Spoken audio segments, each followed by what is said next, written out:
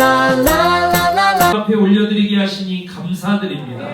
하나님, 그 모압 평원에 모인 하나님의 백성들에게 아버지 그날에 전하셨던 말씀대로 우리에게도 아버지 이 말씀을 허락하시니 이 말씀 따라 결단하여 하나님이 주시는 아버지 약속의 땅에서 11절의 번성을 이뤄 하나님의 나라의 일을 주님 오시는 날까지 할 수 있는 그러한 성도와 가정과 일터가 되게 하여 주시옵소서. 지금보다 1000배의 영향력을 미칠 수 있는 그러한 하나님의 꿈을 꾸게 하여 주시고 우리 한 사람 한 사람이 우리 블레스햄터교회 부르신 이 자리에서 한 사람이 한 사람의 삶을 아버지 양육할 수 있는 그러한 성경책 한 권, 기도방석 한 장이면 충분한 성도로 온 세대가 가득 차게 하여 주시옵소서. 목회자의 도움을 받아 몸된 교회가 온전하게 세워지는 일에 도움을 받을 수는 있으나 목회자의 의존된 교회가 아니라 예수 그리스도께 의존된 교회가 되게 하여 주시옵소서. 목회자에게 의존된 교회가 아니라 성령께 의존된 교회가 되게 하여 주시옵소서. 그래함으로 말미암아 하늘의 하나님께는 영광이요 이 땅에는 온 백성을 새롭게 할 수 있는 하나님을 영화롭게 세상을 새롭게의 목적을 성취하는 교회가 되게 하여 주시옵소서. 그러한 사도적 리더로 온 교회가 가득 차게 하여 주시옵소서.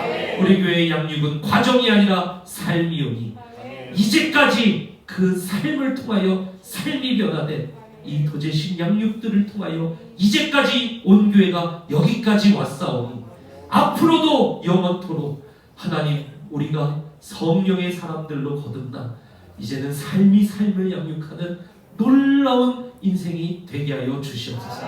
이제 하나님 양육은 과정을 넘어 삶이 됩니다.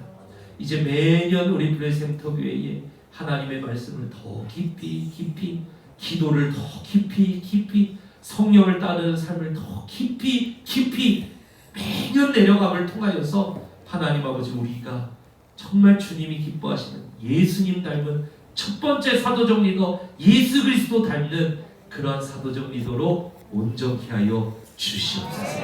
하나님 앞에 드린 예물 기쁘게 받으소서. 기도 제목에 응답하소서. 신년 특별 새벽 기도회 가운데 가지고 나온 기도 제목 주여 응답하여 주시옵소서. 지금은 우리 주 예수 그리스도의 은혜와 하나님 아버지의 사랑과 보혜사 성령님의 교통하심이 사랑하는 블레스햄터 교회 모든 성도들 머리 위에 지금부터 영원토록 함께 하시기를 간절히 축원하옵나이다. 아멘. 주여 삼창 외치고 기도한 후에 자유롭게 기도하다 돌아갑니다.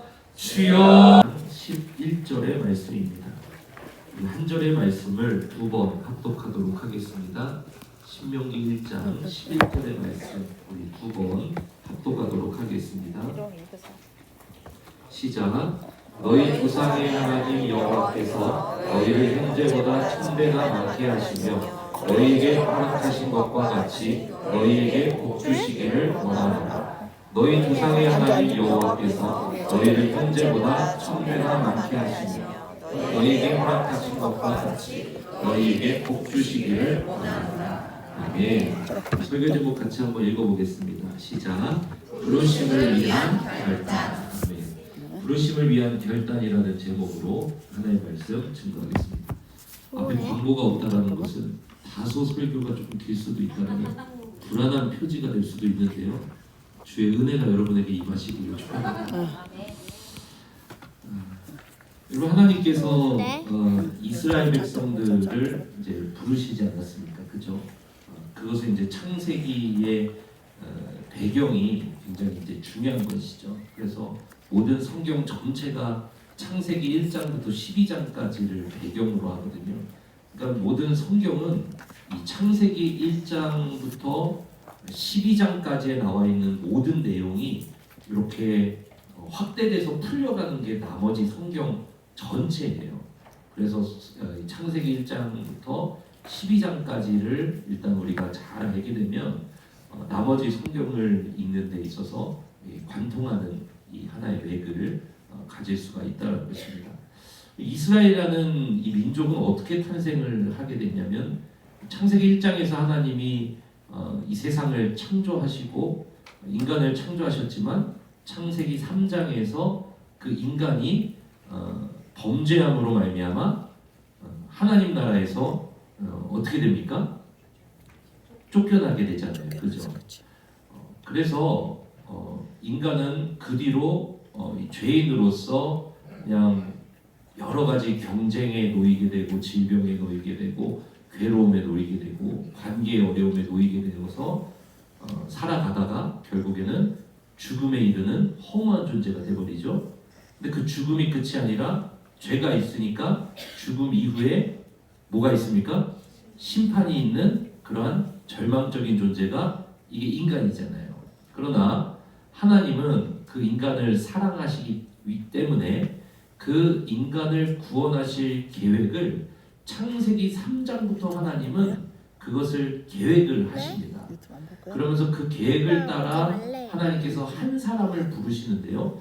그게 창세기 12장에 아브라함이라는 사람을 부르시는 거예요. 그래서 하나님의 계획은 이렇습니다. 창세기 12장에서 아브라함을 부르시고 아브라함에게 복을 줘요. 그런 다음에 아브라함을 큰 민족으로 만듭니다. 하나님이 아브라함에게 복을 주셔서 그 성경에 나오는 복이라는 것은 이제 두 가지 의미가 있는데요. 첫 번째 근원적인 복은 뭐냐면은 하나님과 함께하는 거예요. 근데 두 번째 복이 뭐냐면은 말 그대로 복이에요. 무슨 말이냐? 번성하는 거예요.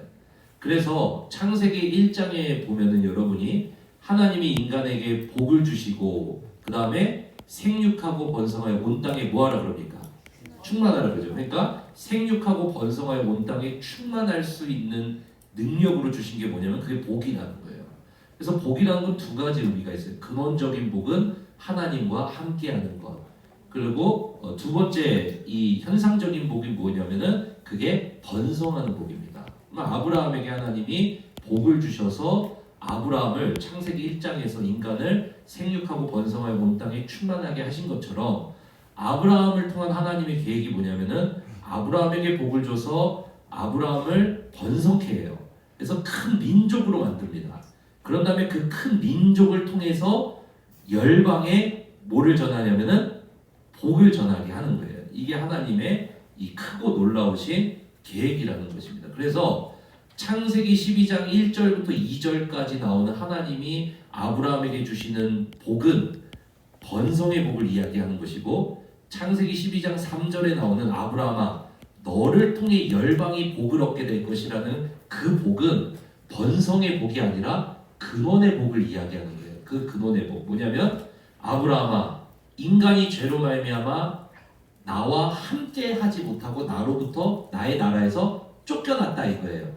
그러니까 아브라함아 너를 통해서 네가 번성의 복을 받고 네가 번성해서 내가 너를 들어가게 할 그 땅에서 네가 번성해야 된다. 민족으로. 그런 다음에 그 민족이 이제는 열방으로 가서 어떻게 해야 되냐면은 열방의 모든 민족에게 복을 줘야 된다. 근데 거기서 말하는 복은 뭐냐면은 다시 하나님과 함께하는 복을 이야기하는 거예요. 하나님과 함께하는 것이 여러분 가장 큰 복인 줄로 믿습니다. 네, 돈도 치유도 모든 것도 다 하나님이 함께하실 때 나타나는 그냥 현상일 뿐이지 그 자체가 중요한 게 아니라 그보다 더 중요한 것은 하나님이 함께하실 때 그 진정한 평강을 누리고 모든 것이 평안으로 정복되는 줄로 믿습니다. 네, 그러니까 근원적인 복은 뭐냐면은 하나님과 함께하는 거예요. 그걸 어떻게 알 수 있냐면 여러분 가진 성경을 펴서 요한계시록 21장 3절을 한번 펴보세요. 요한계시록 21장 3절.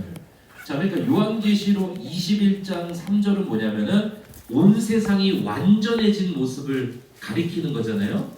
그러면은 성경의 가장 마지막 이야기에 나오는 온 세상이 가장 완벽하게 회복된 복의 모습이 뭐냐? 그게 요한계시록 21장 3절이에요. 같이 한번 읽어보세요. 3절 시작. 내가 들으니 보좌에서 큰 음성이 나서 이르되 보라 하나님의 장막이 사람들과 어떻게 있다 그래요? 함께 있음에 하나님이 그들과 어떻게 계셔요? 이게 근원적인 복이 계시록 21장 3절에서 완전히 회복되고 끝나는 거예요. 근데 이 복이 없으니까 우리에게 이 복을 주시려고 오신 분이 누구셔요? 예수 그리스도시죠. 그래서 요한복음으로 넘어와 보세요. 요한복음 앞에. 그래서 요한이 요한복음도 쓰고 요한계시록도 썼잖아요. 그래서 요한복음에서도 근원적인 복이 예수 그리스도 안에서 회복되는 모습을 요한이 똑같이 이야기를 해요. 요한복음 1장 14절 우리 같이 한번 읽어보겠습니다. 요한복음 1장 14절. 제가 방송 시간에 다 안 드렸기 때문에 억울해도 성경을 직접 찾으셔야 됩니다. 1장 14절 읽어보세요. 시작. 말씀이 육신이 되어 우리 가운데 거하시며 우리가 그의 영광을 보니 아버지의 독생자의 영광이요 은혜와 진리가 충만하다. 이게 무슨 말이냐면 말씀이 육신이 돼요. 그러니까 말씀이 육신이 돼요. 예수 그리스도잖아요. 예수 그리스도가 육신을 입고 우리 가운데 오셔서 십자가에 죽으시고 부활하시고 우리에게 성령을 부어주심으로 말미암아 우리 가운데 무엇이면 거하시네. 거하시다. 이건 뭐 여러 번 이야기했죠. 헬라어 스케노라는 단어인데 스케노라는 단어는 장막을 치다라는 단어예요. 이거 뭐냐면은 성막을 이야기하는 거죠. 그리고 그 성막 안에는 누가 함께 하셔요? 성령을 통해서 삼위 하나님이 다 우리 안에 함께 거하시는 줄로 믿습니다. 예, 그러니까 구원이라는 게 뭐냐면은 죽어서 천국 가는 티켓을 주는 게 아니라 하나님이 우리 안에 장막을 치시고 하나님의 나라에서 쫓겨난 우리가 다시 하나님과 함께하는 복을 얻는 것. 그게 구원이라는 거예요. 그리고 그것이 영원한 것. 그것이 구원의 완성이라는 거예요. 그래서 성경이 이렇게 이어지잖아요. 그러면은 인간이 이 복을 잃어버렸잖아요. 그죠? 그러면 다시 여러분 성경을 펴서 한번 창세기로 한번 펴보세요. 창세기 11장 쪽으로 한번 펴보세요. 창세기 11장을 펴보시면은 11장은 아주 유명한 이야기가 나오죠. 무슨 이야기가 나옵니까? 바벨탑 사건이 나오죠. 그죠? 그러면은 창세기 11장이 어떻게 끝나냐면 11장 그 9절이 어떻게 끝나냐면 하나님께서 언어를 흩으심으로 말미암아 온 세상의 언어가 복잡해지고 하나님께 닿으려고 모였던 인간들이 그 죄인들이 다 지면에 어떻게 된다고 나와요? 흩어졌다. 그죠? 그러면은 창세기 11장은 이렇게 끝나요. 창세기 1장에서 하나님이 천지를 창조하시고 창세기 3장에서 인간이 죄인이 되고 3장부터 11장까지의 내용은 죄가 번성하는 내용이에요. 죄가 번성하는 내용.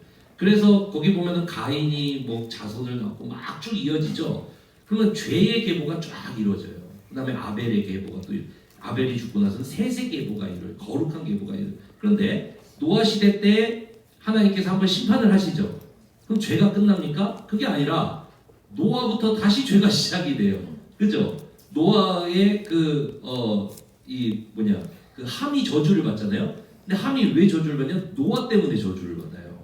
그러니까 노아가 완전한 구원자가 아닌 거죠. 그래서 이 함으로부터 계속 죄가 또 번성을 하면서 11장까지 죄가 막 번성을 해서 11장에 엄청 암울한 이야기로 끝나요. 그게 뭐냐면 죄인이 모여있으면 한 번에 쳐버리면 되는데 죄인이 온 지면에 흩어지는 이야기로 끝이 나는 거예요. 그러니까 창세기 11장 9절은 인류 역사상 가장 암울한 이야기 중에 하나예요. 왜 그러냐? 죄인이 온 세상에 흩어지고 온 세상의 죄가 충만한 모습으로 끝나는 게 창세기 11장 9절로 그게 끝이 나는 거예요. 그때 하나님이 한 사람을 부르십니다. 그게 누구냐면은 아브라함이에요. 그 한 사람을 불러서 죄로 번성한 세상 속에서 또 다르게 하나님이 번성시킬 한 민족을 낳게 만드셔요. 아브라함으로부터 시작된 그게 누구냐면은 그게 바로 이스라엘 민족이라는 사실을 믿으시길 축복합니다. 네, 그 하나님 백성들 그 역할을 해요. 그래서 이 하나님의 백성들은 창세기 12장부터는 역할이 뭐냐면 하나님의 백성들이 하나님의 복으로 번성해야 돼요. 이 사람들이 잘 돼야 된다고요. 그런 다음에 뭐 해야 되냐면은 열방으로 가서 그들이 다시 하나님과 함께할 수 있는 근원적 복을 온 민족이 얻게 해야 된다라는 거예요. 그래서 하나님께서 이스라엘 민족에게 주신 비전이 뭐냐? 그게 출애굽기 19장이잖아요. 오늘 한번 펴보세요. 출애굽기 19장으로 넘어오면은 우리 19장 우리 같이 한번 보겠습니다. 출애굽기 19장 5절 한번 6절이죠. 출애굽기 19장 6절에 보면 같이 한번 읽어보세요.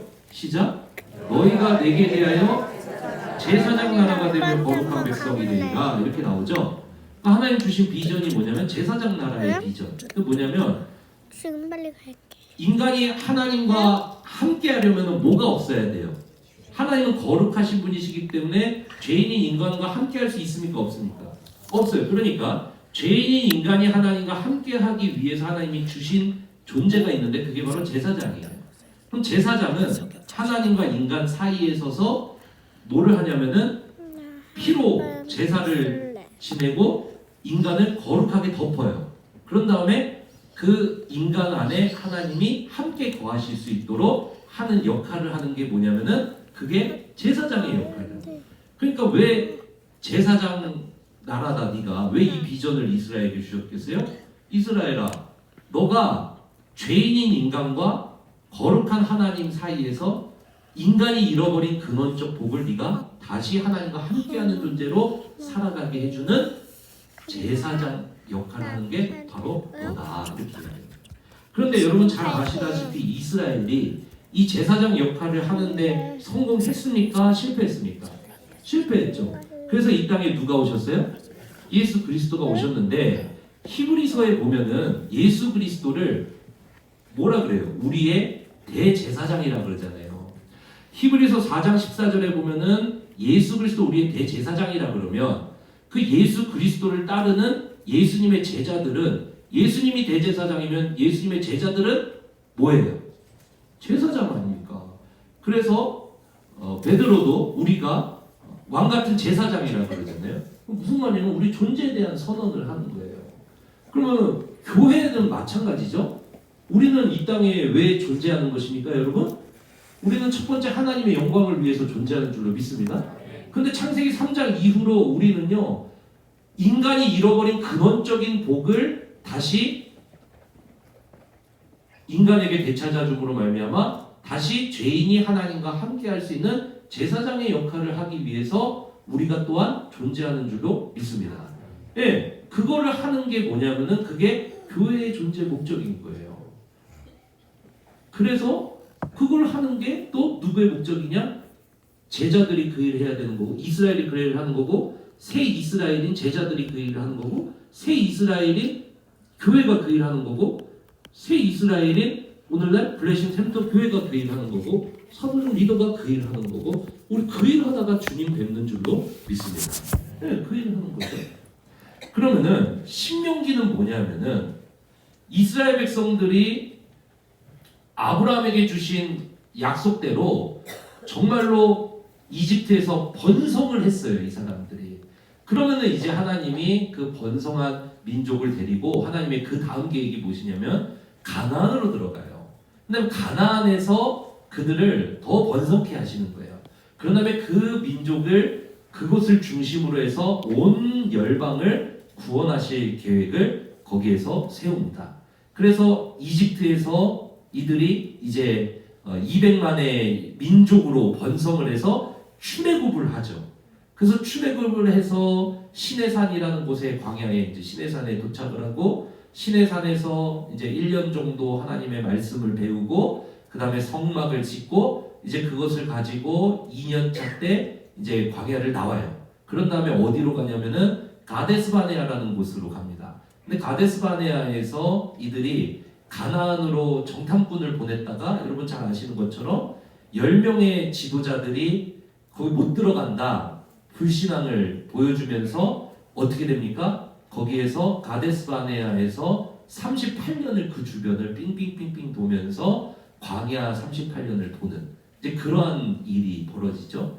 그러고 나서 이제 앞에 2년 광야 38년 합쳐서 40년째가 됐을 때 다시 가나안이 목전에 보이는 모압 땅이라고 하는 곳에 도착을 해서 하나님의 말씀을 다시 받는 너네는 번성하는 민족이 돼야 돼. 왜? 아브라함의 언약을 따라 온 열방에 하나님이 함께 하시는 복을 전해주기 위해서 부름받은 민족이니까. 그러면 네가 앞으로 들어갈 가나안 땅에서 너네 이전같이 그렇게 살면 안 돼. 거기에 들어가서 하나님의 말씀대로 그렇게 하나님 목적대로 그렇게 살아갈 때 하나님께서 너희를 번성케 하실 것이고 그 번성을 통해서 하나님이 이루고자 하시는 그 크고 놀라운 계획을 이룰 것이다. 그러니까 너희가 가나안 땅에 들어가서는 말씀 잘 지키면서 말씀 순종하면서 그렇게 살아야 된다 하고 다시 말씀을 가르치신 거듭 신자를 써서 다시 가르치신 말씀, 그러니까 새로운 말씀이 아니라 다시 가르치신 말씀이 그게 신명기라는 거예요. 이해되시죠? 그죠? 그래서 신명기 1장 1절부터 4절까지는 시내산에서부터 출발해서 가데스바네아에서 실패하고 광야 38년을 지나서 모압 땅에 서서 지금 이 말씀을 듣고 있는 이 과정을 요약해 놓은 게 요 신명기 1장 1절에서 4절까지의 말씀입니다.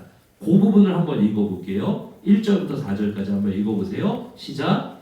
이는 모세가 요단 저쪽 숲 맞은편에 아라바 광야 곧 바란과 도벨과 라반과 하세롯과 디사합 사이에서 이스라엘 무리에서 선포한 말씀이니라. 호렙산에서 세산을 지나가 가데스바네아까지 10하룻길이었더라. 40째 해 11째 달 그달 첫째 날에 모세가 이스라엘 자손에게 여호와께서 그들을 위하여 자기에게 주신 명령을 다 알렸으나 4절 그때는 모세가 헤스본에 거주하는 아모리 왕 시온을 쳐 죽이고 에드레이에서 아스다롯에 거주하는 바산한 옥을 쳐 죽이라. 이렇게 나오죠. 자, 시내산에서 출발해서 가데스바네아에서 실패하고 광야 38년을 지나서 40년째에 이제 모압 땅에 도착해서 지금 이 말씀을 다시 전한다. 이제 이 내용을 이렇게 전하는 거예요. 그게 5절에 나옵니다. 5절 한번 읽어보세요. 시작. 모세가 요단 저쪽 모압 땅에서 이 율법을 설명하기 시작하였더라 일러스되 이렇게 나오죠. 그래서 이제 다시 전하는 말씀, 다시 가르치는 말씀, 이게 신명기가 이제 5절부터 해가지고 쫙 나오는 게 이게 신명기 전체라는 거예요.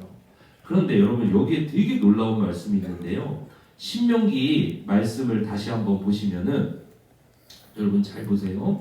신명기 1장 2절을 한번 더 읽어보실래요?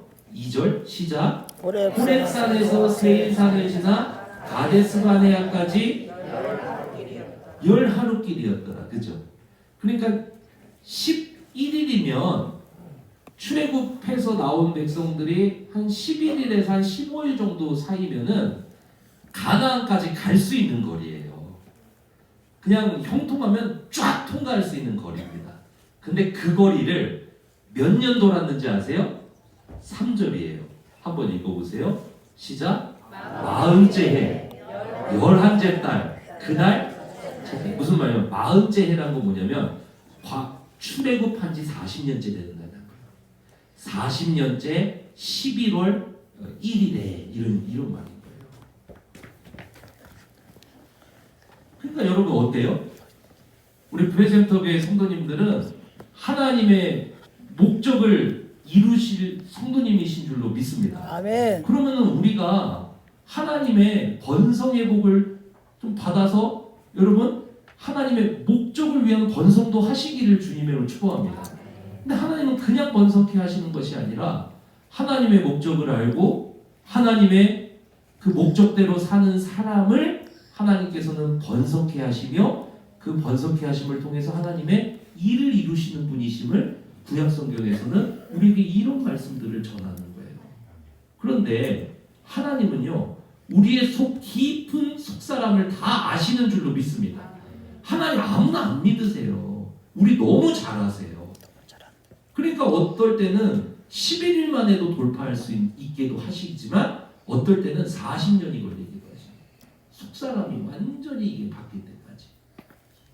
여러분 우리 브레센터교회 성도님들은 그동안 좀 우리가 좀 많이 헤맸지만 한 번 헤맬 때는 15년, 20년은 그냥 후딱 가버리는 거예요. 그러나 하나님이 한번 일하기 시작하면 15년 걸릴 일도 11일 만에 끝나버리게 하시는 줄 믿습니다. 아멘. 그러면은 어떻게 해야 되냐면 이 신년 특세 하나님이 주시는 말씀 앞에서 여러분이 결단하고 사시기를 주님으로 축복합니다. 하나님은요 결단하는 자들에게 역사하시는 하나님이시지 결단도 하지 않고 여기에도 발걸치고 저기에도 발걸치는 사람한테는 역사하지 않고 결단이 될 때까지 40년은 돌게 하시는 분이 우리 하나님이시다. 여러분 이제 이 하나님의 백성들은 다시 모압 평원 앞에 섰어요. 이 사람들을 한번 상상해 보세요. 모압 평원 앞에 섰어요. 이제 가나안에 들어가서 너희가 하나님의 복을 받아 번성하여 그 사명을 이루든지 아니면 다시 광야로 돌아가든지 그 중간 기로에 이 사람들이 섰다는 거예요. 우리도 마찬가지예요. 우리도 마찬가지예요. 언제 주님이 오실지 모르잖아요. 오늘 오전 예배 때 여러분 그 사이렌 들어보셨죠? 아무 말 없이 정적 가운데 차 소리만 들리다가 울리는 사이렌을 들으니까 제가 그 영상을 준비했지만 저도 듣는데 마음이 두렵더라고요. 야, 이게 진짜 이렇게 되겠구나. 여러분 우리 브레센터 교회도 지금 이 기로에 서 있습니다. 그리고 하나님은 우리에게 올해 부르심이라고 하는 이 목적에 대해서 알려주시고 그 목적대로 사는 교회가 되기를 원하시는 거예요. 우리는 올해는 50년 된 교회예요. 우리가 50년 된 교회. 이 사람들은 40년 만에 지금 다시 이 기회를 이 사람들은 얻게 되었는데 우리도 이제 50년이 지나서 이 기로에 선 교회가 우리 교회라는 거예요. 여러분 이번 신년 특세 때 다른 것보다 하나님의 목적대로 내가 살아가기를 목적을 알고 목적대로 살아가기를 결단하는 자 되시기를 주님을 축복합니다. 자 그러면은 우리 말씀을 한 번 더 보자는 거예요. 이제 신명기 1장에서 1장 1절부터 4절까지 하나님은 시내사에서 모압까지 온 40년의 과정을 말씀하셨고 신명기 1장 5절에서는 다시 가르치는 말씀을 이제 내가 시작한다 하고 이제 요 말씀을 이렇게 주셔요. 그러면은 다시 주시는 말씀의 첫 번째 항목을 주님이 뭘 가르치셨을까? 나만 궁금한가? 다시 주신 첫 번째 말, 다시 주신 첫 번째 가르침. 이거 진짜 잘해야 된다. 이게 안 돼서 그렇다라고 말씀하시는 첫 번째 가르침 뭐 주셨을까요? 뭐 말씀 보면 알겠죠, 그죠? 첫 번째 가르침 뭐 주셨냐면요. 잘 보세요. 다시 5절을 한번 보세요. 모세가 요단 저쪽 모압 땅에서 이 율법을 설명하기 시작하였더라 이렇게 나오죠. 그런 다음에 무슨 말씀을 그 뒤에 쭉 주시냐면 자, 그 뒤에 쭉 주시냐면 9절부터 11절까지는 복에 대해서 이야기를 해요. 복에 대해서 이야기를 하는데 그 9절부터 11절까지 한번 읽어보세요. 9절부터 11절까지 시작. 그때 내가 너희에게 말하여 이르기를 나는 홀로 너희의 짐을 질 수 없도다. 너희의 하나님 여호와께서 너희를 번성하게 하셨으므로 너희가 오늘날 하늘의 별같이 많거니와 너희 조상의 하나님 여호와께서 너희를 현재보다 1000배나 많게 하시며 너희에게 허락하신 것과 같이 너희에게 복 주시기를 원하노라. 이렇게 이야기하죠. 10절에서 11절은 뭐냐면은 과거에 하나님이 주신 그 약속을 이야기하는 거예요. 그런데 이 신명기 새롭게 다시 말씀을 줄 때 갑자기 모세가 첫 번째로 준 다시 가르침이 뭐냐면 그게 9절이에요. 9절이 너무나도 중요한데요. 같이 한번 읽어보세요. 9절 시작. 그때 내가 너희에게 말하여 이르기를 나는 홀로 너희의 짐을 이 얘기를 첫 번째로 해요. 신명기 때. 신명기에서 다시 말씀을 가르치는데 첫 번 말씀을 뭐를 주냐면 혼자서 그 200만 되는 대군을 가르칠 수 없어서 모세 장인 이드로가 모세에게 와서 지혜를 주는데 뭐를 세우라 그러잖아요. 뭘 세우라 그러죠? 그 뭐 10부장, 100부장, 1000부장 사람 세우라 그러잖아요. 다시 말씀을 줄 때 다시 결단하고 해야 될 첫 번째 말씀으로 하나님은 모세에게 뭐를 가르치게 하시냐면, 뭐를 다시 가르치게 하시냐면, 과거의 첫 번째 사건, 홍해 사건 말해도 되잖아요, 여러분. 그죠? 홍해 사건 말해도 되고, 뭐 마라 사건 이런 거 말해도 되고, 야 쓴 그런 하지 말라 이렇게 해야 되고, 뭐 모세에게 대항했던 그러한 사람들 이야기해도 되고, 그죠? 그런데 하나님께서 모세를 통해서 사람 세우던 그 시절 이야기를 첫 번째로 딱 드시는 거예요. 왜 이 이야기를 먼저 하실까요? 왜 이 이야기를 주님은 먼저 하실까요? 다시 말씀을 듣는, 다시 부르심의 말씀을 듣고 다시 부르심을 결단하고 말씀대로 살라고 하는, 그래서 너희가 들어갈 땅에서 번성해서 내 목적을 이뤄라 라고 말씀하시기 위해서 첫 번째로 왜 그 말씀을 하실까? 이게 너무나도 중요한 거예요. 그 왜 그러냐면요, 다시 신명기 1장 여기 말씀 한번 보세요. 2절 한번 읽어보세요. 2절 너무 중요합니다. 읽어보세요. 시작. 호렙산에서 세리산을 지나가 가데스바네아까지 몇 길이라 그래요? 왜 가데스바네아에서 모압에 다시 이르기까지 왜 38년이 걸렸죠? 이스라엘의 지도자들 때문에 그런 거예요. 이스라엘의 지도자들이 하나님의 부르심을 알지 못하고 자신들이 들어가서 해야 될 하나님의 목적을 알지 못하고 자신들을 그 땅에 부르셨다는 하나님의 이런 것들을 알지 못하고 말씀을 알지 못하고 성령이 충만하지 못하고 그랬던 그 지도자들 10사람이 어떻게 했습니까? 백성을 선동하고 백성을 일으키고 마음을 거기서 녹여버리고 완전히 진영 전체를 불신앙으로 주저앉혀 버렸잖아요. 그때부터 시작해서 38년을 광야에서 지낸다는 거예요.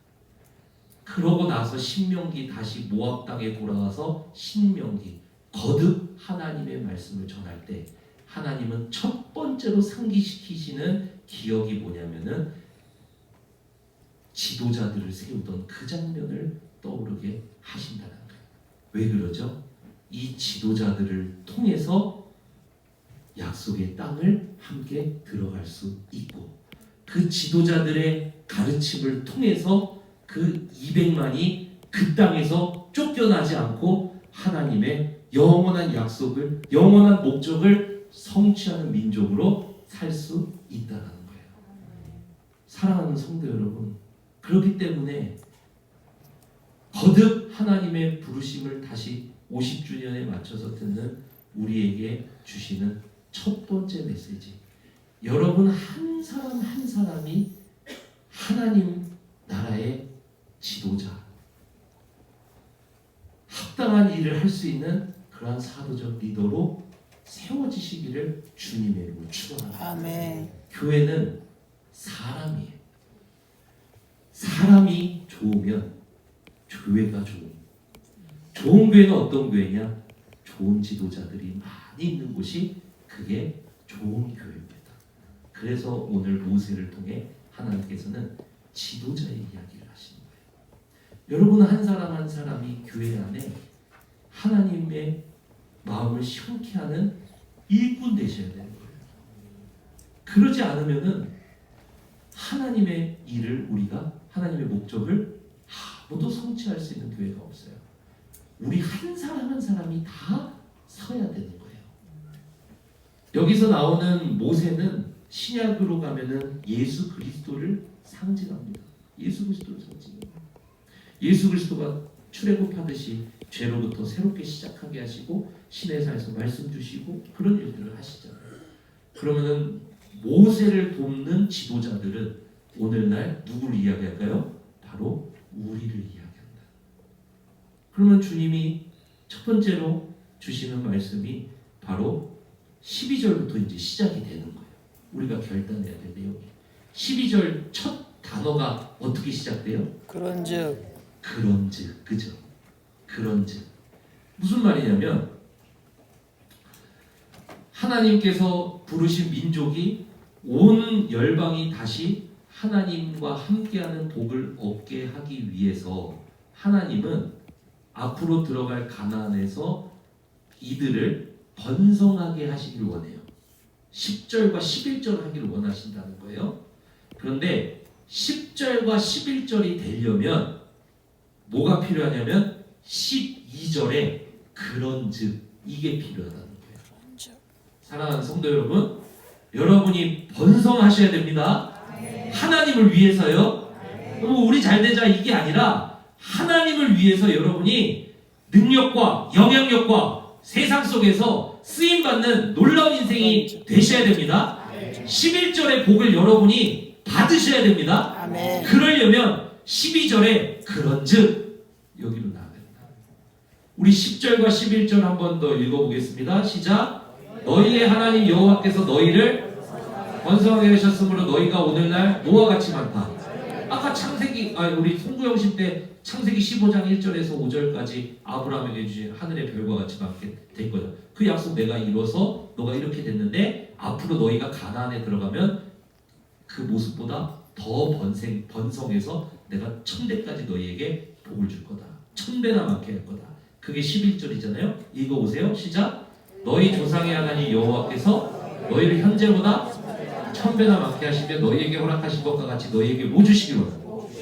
복은 두 가지가 있다고 했죠. 하나는 근원적인 복, 하나님과 함께하는 복. 두 번째는 현상적인 복. 그건 뭐냐면 번성의 복을 이야기하는 거예요. 여러분이 지금보다도 1000배나 많은 영향력으로 수많은 사람들을 옳은 대로 돌이킬 수 있는 하나님의 선한 영향력을 갖출 수 있는 그러한 사도적 리더 되시기를 주님의 이름으로 축원합니다. 그렇게 돼야죠. 영향력도 없이 무슨 선교를 합니까? 능력도 없이 무슨 세상 속에서 우리가 하나님의 일을 합니까? 무슨 능력도 없이 사람들한테 손가락질 받지 무슨 그럽니까? 하나님은요 작은 자를 들어서 크게 쓰실 수 있는 분이신 줄로 믿습니다. 예, 다윗 같은 자도 그냥 만만의 역사를 주님께서 주시는 줄로 믿습니다. 예, 놀라운 역사를 주시잖아요. 그러면은 우리가 하나님의 일 정말 잘 감당하려면 11절에 하나님의 복을 1000배가 되는 영향력을 여러분이 받으시기를 주님의 이름으로 축원합니다.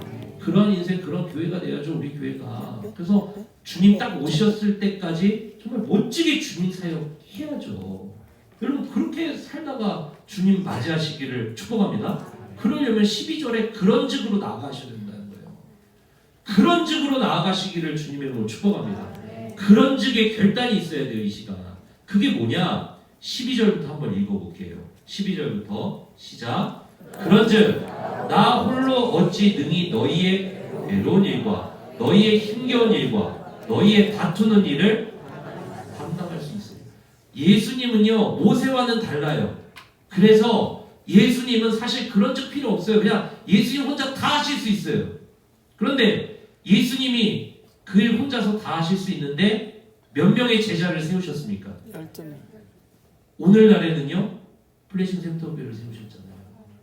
주님은 혼자서 다 하실 수 있어요. 그런데 그 일을 우리와 함께 하시겠다는 거예요. 그래서 우리가 세워지기를 원하세요. 한 사람 한 사람이 예수님 닮은 사도적 리더로 첫 번째 사도적 리더이신 예수 그리스도를 닮은 그런 사도적 리더로 우리가 세워지기를 바라신다. 그런즉 나 홀로 어찌 능히 너희의 괴로운 일과 너희의 힘겨운 일과 너희의 다툰 일을 담당할 수 있으랴 하면서 사람을 세우죠. 13절 읽어봅니다. 시작. 너희의 각 지파에서 지혜와 지식이 있는 인정받는 자들을 택하라. 내가 그들을 세워 너희 수령을 삼으리라 한즉. 이렇게 나온 거예요. 여기에 나오는 지혜와 지식은 뭐냐면 구약 성경에 나오는 지혜와 지식은 오늘날 우리가 생각하는 지식하고 달라요. 여기에 나오는 지식은 하나님을 아는 지식을 이야기하는 거예요. 하나님을 아는 지식, 하나님의 말씀을 경험하여 아는 지식. 지혜는 뭔지 아세요? 지혜는 하나님의 말씀을 중심으로 옳고 그른 것을 판단할 수 있는 능력. 그래서 하나님의 길을 찾아가서 복되게 살 수 있는 능력. 그게 잠언이 말하는 지혜라는 거예요. 그것이 인정받는 자들을 택하라. 내가 그들을 세워 너희 수령을 삼으리라 하신 다음에 어떤 일을 하시려고 그러냐면 14절부터 18절까지 쭉 나오죠. 이거 보세요. 시작.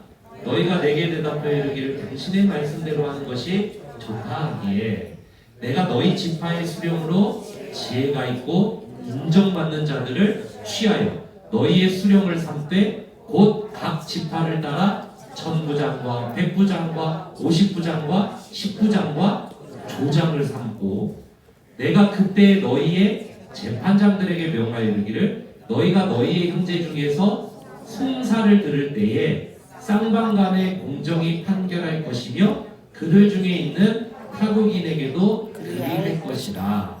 재판은 하나님께 속한 것인즉 너희는 재판할 때 외모를 보지 말고 비천을 차별 없이 듣고 사람의 낯을 두려워하지 말 것이며 스스로 결단하기 어려운 일이 있거든 내게로 돌리라. 내가 그리라 하였고 내가 너희의 행한 모든 일을 그때 너희에게 다 명령하였느니라. 이렇게 나오잖아요.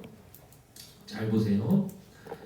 자, 다시 15절을 한번 보세요. 15절을 보면 이 세워진 사람들에게 세워진 사람 어떤 사람을 세우냐면은 지혜가 있고 인정받는 사람을 세워요. 그런 다음에 이 사람들에게 1000명을 맡기고 100명을 맡기고 50명을 맡기고 10명을 맡기고 조장은 1대1 또는 1대3 정도로 이야기하는 거예요. 그러한 대장으로 이제 삼고 그 다음에 16절에 보면은 그들에게 뭐를 하게 하냐면은 재판의 역할을 맡기는 거예요. 옳고 그름을 따지게. 그러니까 저는 이게 우리 브레센터 교회가 앞으로 세워져야 될 사람들에 대해서 너무 정확하게 주님이 보여준다고 생각해요. 무슨 말이냐면 다시 15절을 보세요. 우리 교회 어떤 사람들로 어떤 사도들 리더들도 우리 교회 안에 넘쳐나야 되냐면 교회 안에 어떤 사람들로 넘쳐나야 되냐면 한 사람이 하나님의 말씀의 지식으로 충만하고 하나님의 말씀대로 분별할 수 있는 지혜 성령으로 충만하고 그리고 사람들에게 인정받는 성품의 사람으로 우리 교회 안에 이러한 지도자들이 여러분이 되셔야 돼요. 그런 다음에 그 한 사람이 조장이 돼서 한 사람을 살릴 수 있고 세 사람을 살릴 수 있고 10명을 살릴 수 있고 50명을 살릴 수 있고 100명을 살릴 수 있고 1000명을 살릴 수 있고 그리고 1000명, 100명, 50명, 10명 조장이라고 그랬잖아요. 우리 교회 10대부터 90대까지 전 세대에 이런 사람들로 가득 찰 때 우리는 11절에 하나님의 놀라운 복을 성취하여 이 땅을 사는 동안에 하나님의 놀라운 사명을 이룰 수 있는 그러한 교회가 되는 줄로 믿습니다. 그래서 저는 앞으로 어떤 목회를 하려고 그러냐면 저는 4대 담임 목사로 부름받았잖아요. 저는 어떤 목회를 하려고 그러냐면 저는 이 말씀에 나오는 한 사람이 한 사람에게 성경책 한 권을 피고 한 사람이 한 사람에게 복음을 전할 수 있는 사람, 한 사람이 한 사람에게 성경책 피고 목사 없어도 본인이 성경에 하나님을 아는 지식을 가지고 말씀대로 살아가는 그런 삶을 가지고 한 사람에게 말씀을 가르쳐 온전케 할 수 있는 사람, 한 사람이 한 사람을 할 수 있는 그런 사람. 저는 그런 사람들을 1대1 양육자를 계속해서 세우는 그런 목회를 하고 싶어요. 여러분 왜 그러냐면 이제 종말에는 교회가 없어져요. 항상 우리는 종말을 바라보면서 가야 되잖아요. 교회 없어져요. 여러분 목사 없어요. 이제 나중에는요 언제가 하나님 나라의 공습경보가 온 우주에 울리고 종말의 표지들이 계속해서 막 일어나기 시작할 때는 교회 없어요. 이런 예배당 없어요. 이런 게 어디 있어? 찬양팀이 어디 있어요? 유튜브에서 말씀 못 들어요 이제. 그러면 여러분이 성경책 한 권, 기도방석 한 장 들고 가정으로 돌아가서 살리는 역할을 해야 되고, 가르치는 역할을 해야 되고, 온전케 하는 역할을 해야 되고, 여러분이 일터 가서 구원의 방주의 역할을 해야 되고, 우리 다 흩어져서 그 일을 해야 된다는 거예요. 그런데 우리 교회는 목사 없으면 안 되는 교회잖아요 지금. 아니 목사님 그 복음을 어떻게 전해야 돼요? 아니 나한테 그걸 물어봐요. 나한테 지금 여러분 신앙생활 20년 30년 하신 분이 그런 걸 물어보시면 어떡해요? 그럼 안 되잖아요. 성경책 한 권, 기도방석 한 장이면은 충분한 사람이 돼야 되는 거예요. 그런 사람이 1대1로 사람을 살릴 수 있고 1대3으로 사람을 살릴 수 있고 그 사람이 10명을 살릴 수 있고 50명에게 영향력을 미칠 수 있고 100명에게 1000명에게 영향력을 미칠 수 있는 한 사람을 해낼 수 있는 그 사람. 그래서 저는 이거를 제가 배운 양육대로 하려고 그래요. 무슨 말이냐면 저는 우리 교회에서 도제식으로 양육받았어요. 무슨 말이냐? 여기 나오는 조장, 10부장, 100부장, 50부장, 100부장, 1000부장은 어디에서 한 명씩 뽑으라 그랬습니까? 어디에서 뽑으라 그랬죠? 지파에서 뽑으라 그랬잖아요. 지파는 뭐예요? 늘 같이 사는 사람들 아니에요. 여러분 저는요 성경 공부 제가 솔직하게 이야기할게요. 하나도 기억 안 나 내가. 근데 제가 뭐가 기억나는지 아세요? 우리 교회 성도님들이요, 예? 저한테 도제식 교육이 뭐냐 그러는데 저는 그 얘기 들으면 황당해요. 왜냐? 우리 교회는요 도제식 교육으로 성장한 교회예요. 이미 도제식 교육을 여러분 너무 잘 알고 있어요. 저도 그렇게 성장을 했고. 무슨 말이냐? 저는 성경 공부 과정으로 우리가 성장한 게 아니에요. 성경 공부 과정으로 성장한 게 아니에요. 우리 교회는 성경 공부 한 번 하면 그 단계로 그냥 끝이 나요. 그 이후가 없어요. 근데 우리 교회는 왜 이렇게 충성된 일꾼들이 우리 교회에 많은 줄 아세요? 늘 우리랑 붙어서 하나님 말씀 가르치고 하나님 나라 가치관을 설명해주고 어떤 게 옳은 길인지 늘 붙어서 우리에게 그동안에 가르쳐주신 올로 목사님 계시고 안빌라 사모님하고 붙어서 상담하고 붙들고 기도하고 같이 살아온 그러한 시간들을 통해서 여러분들이 다 성장하신 분들이에요. 무슨 교육이 여러분 과정으로 되는 줄 아십니까?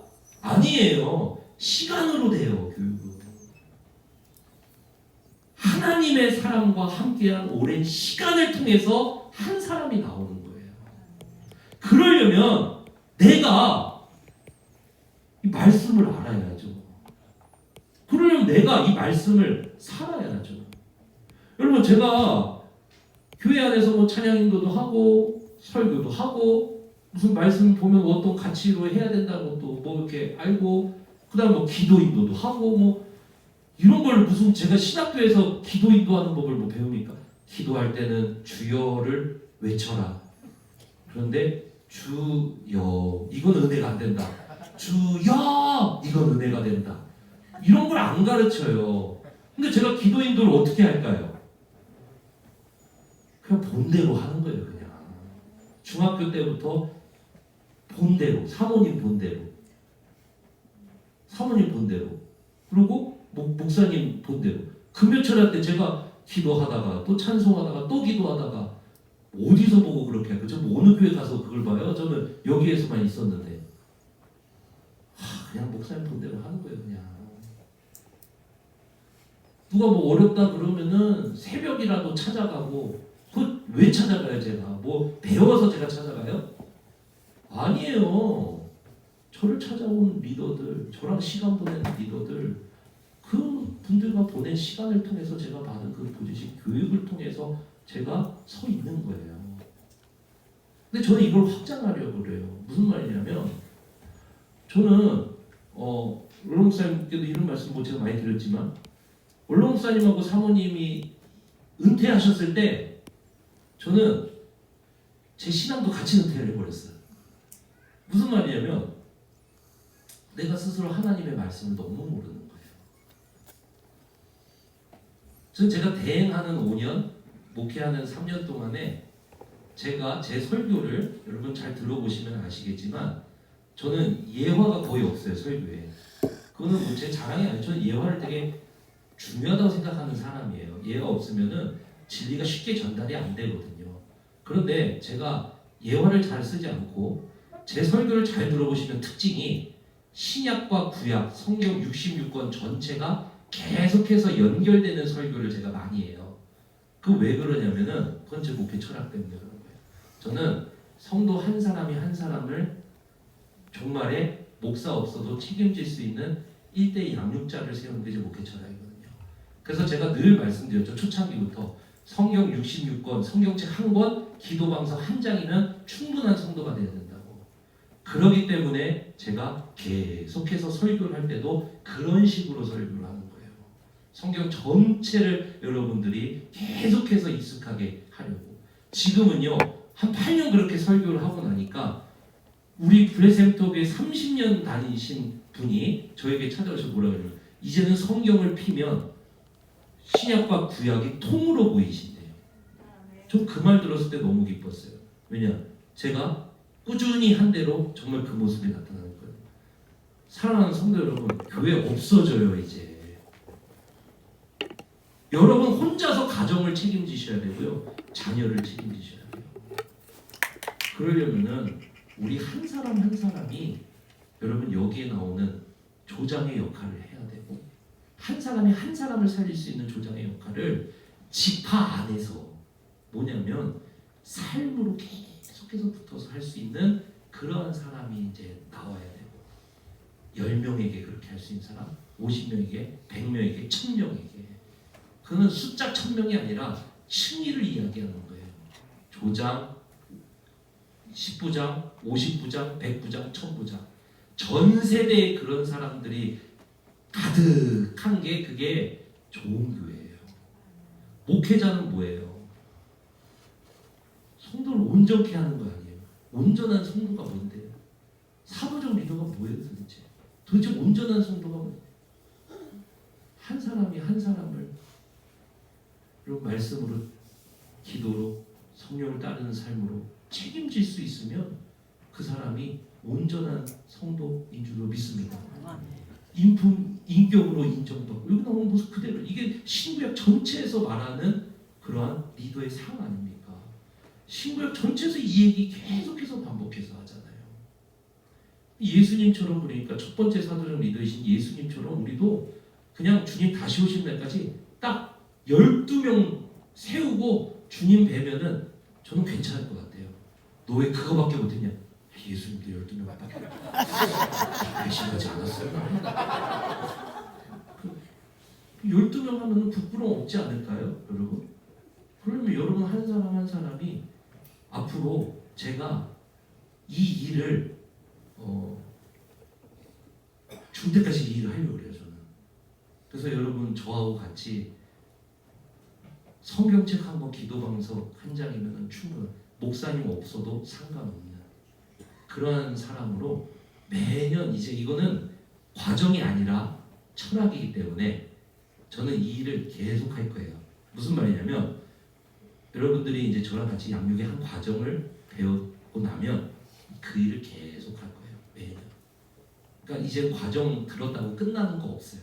저랑 같이 저 없어도 충분한 누가 없어도 어떤 목회자가 없어도 충분한 상관없는 성경책 한 권, 기도방서 한 장이면 충분한 상태가 될 때까지 매년 우리는 그것을 딥하게 딥 계속 깊이 그거를 매년 그 과정을 해나가려고 해요. 지금 그 계획을 교육자들하고 짜고 있고 이걸 이제 리더십들 운영위원회 앞으로 이런 모든 것들을 이제 해나가려고 해요. 사랑하는 성도 여러분 말씀을 맺습니다. 왜 이 말씀을 첫 번째로 하나님께서 신명기에 다시 들을 때 40년 방황을 끝내고 선 그들에게 왜 이 말씀을 첫 번째로 주셨는지 여러분 기억하시길 축복합니다.